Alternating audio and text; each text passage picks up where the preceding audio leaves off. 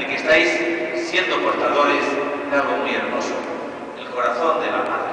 Lo pasáis por la ciudad bellamente adornado. Y ahora aquí en Santa María nos sentimos en esta casa unidos a nuestra Madre, la Virgen de la Asunción. Con este nombre la veneramos todos y la invocamos en toda la ciudad.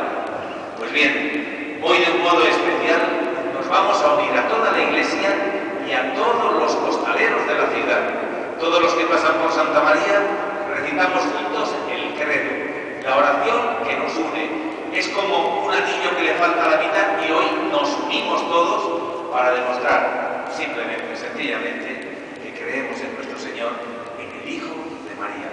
Y Él nos enseñó a decirle a Dios Padre y nos enseñó a sentirnos a nosotros hermanos.